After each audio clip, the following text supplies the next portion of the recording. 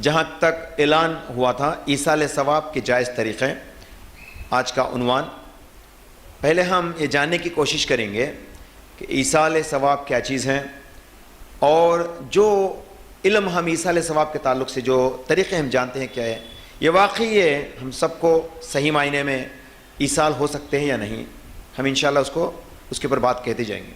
اور اس عنوان میں میں تو سمجھتا ہوں کہ ہر مسلمان کو یہ سننا بہت ضروری ہے، کیونکہ ایک ایسا مخصوص عنوان ہے جس کو ہمیں موت کے بعد بھی ہم دنیا میں کون سے اعمال چھوڑ آئیں گے جس کا فائدہ ہمیں آخرت میں بھی ہمارے مرنے کے بعد بھی ملتا رہتا، جس کو ہمیں خود کرنا ہے۔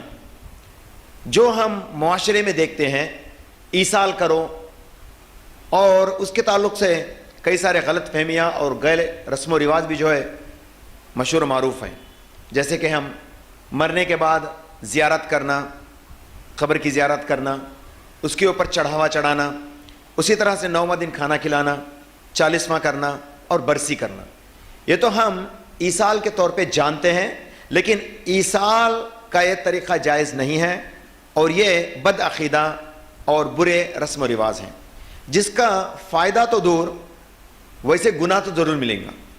تو ہمیں ان سب کو جاننا ضروری ہے تاکہ ہمارے مرنے کے بعد ہمارے لیے کچھ ایسا عمل اس دنیا میں باقی رہے جو ہمارے مرنے کے بعد بھی ثواب کا ذریعہ بن سکے۔ تو اسی لیے میں اپنے حساب سے سمجھتا ہوں کہ اس عنوان کو ہر انسان کو، ہر مسلمان کو سیکھنا چاہیے، اس کو سمجھنا چاہیے، اور ہر ایک کو دنیا ہی کے اندر اپنا ایصال کروا لینا چاہیے۔ تو ایصال کہتے ہیں کسی چیز کو آگے بھیجنا، اور ہمارے معاشرے میں ہم سمجھتے ہیں مرنے کے بعد کچھ ایسا عمل جو میت کو فائدہ پہنچا سکتا ہو، جو مردے کو فائدہ پہنچا سکتا ہو، اس کو ایصال کہتے ہیں، ایصال ثواب۔ تو اسی لیے ہم نے سوچا کہ چلو اس کے اوپر چھوٹی سی عنوان، اس کا ایک چیپٹر ہے اسلام کے اندر جس کے بارے میں صحیح جو ہمارے لیے واقعی فائدہ مند ہو اس کو ہم بتانے کی کوشش کریں گے۔ میں اللہ سے دعا کروں گا کہ اللہ تعالیٰ میرے زبان کی گراہوں کو کھول دے اور میرے لیے میرے اس امر میں آسانی عطا فرمائے، آمین یا رب العالمین۔ ایصال کا معنی آتا ہے کسی چیز کو آگے بڑھانا کا مطلب ہم اپنے آپ ہمارے اعمال کو آگے بھیجنا، جس کا ذکر قرآن میں آتا ہے۔ اور میں نے میری اس خطبے کو شروعات کی تھی ایک آیت سے جو سورہ مزمل سورہ نمبر 73 کی آیت نمبر 20 میں اللہ سبحانہ وتعالیٰ فرماتے ہیں اقیموا الصلاۃ وآتوا الزکاۃ واقرضوا اللہ قرضا حسنا وما تقدموا لانفسکم من خیر۔ اللہ تعالیٰ فرماتے ہیں تم نماز کو قائم کرو اور زکوٰۃ کو ادا کرو اور اللہ کے راہ میں قرض حسنا دو، یعنی اللہ کے راہ میں اللہ کے راہ میں خرچ کرو، اللہ کو قرض دو۔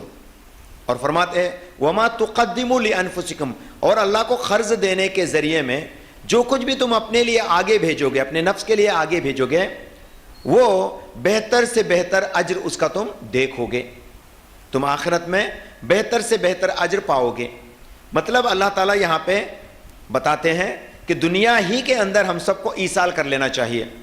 وما تقدموا لانفسکم، تم جو کچھ بھی آگے کرو گے تمہارے نفس کے لیے وہ تم پالو گے۔ اور کیا فرماتے ہیں وَأَعْظَمَ أَجْرًا، اور اس کا اجر آپ کو بہتر سے بہتر دیا جائے گا۔ تعجب ہوگا کہ ایسے آیتوں کو سن کر یہاں پہ ایک بات کا یہ بھی ذکر ہے کہ اللہ کی راہ میں قرض دینا۔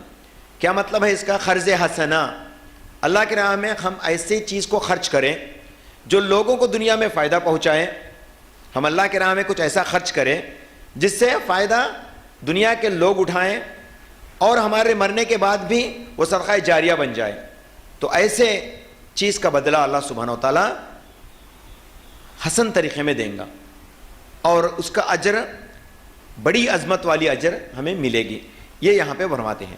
اور اللہ تعالیٰ فرماتے ہیں سورہ یاسین سورہ نمبر 36 کی آیت نمبر 12 میں، جس کو میں تلاوت کیا تھا، اِنَّا نَحْنُ نُحْيِي الْمَوْتَى، اللہ تعالیٰ فرماتے ہیں بے شک ہم ہیں نحن نحیی الموتى، جو تمہیں موت دیں گے، وَنَكْتُبُ مَا قَدَّمُوا وَآثَارَهُمْ، اور ہمیں آپ کو قبر سے یعنی آپ کے حیات سے آپ کو حیات بخشیں گے، موت کی حالت سے آپ کو نحیی الموتى، آپ کے موت والے حالت سے آپ کو زندہ کریں گے۔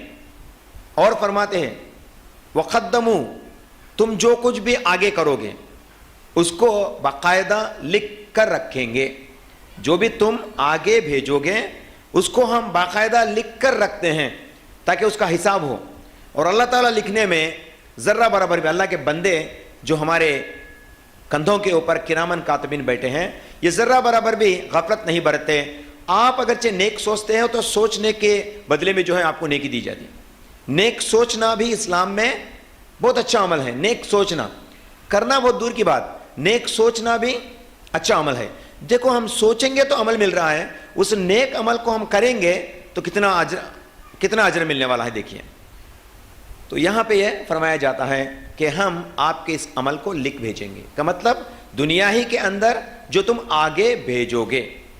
اور اللہ تعالیٰ فرماتے ہیں سورہ فجر سورہ نمبر 89 کی آیت نمبر 24 میں, یقولو یا لیتنی قدمت لحیاتی.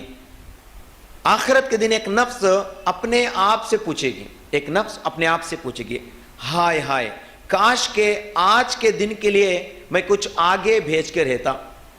دنیا میں رہتے ہوئے آج کے اس دن کے لیے کاش کہ میں کچھ آگے بھیج کر رہتا. مطلب یہ کہ اگرچہ میں اس دنیا میں زندگی ہوتے ہوئے ایصال کر کے رہتا.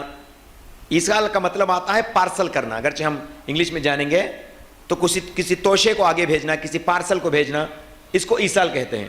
تو ہم یہاں پہ رہتے ہوئے ایصال کر لینا چاہیے.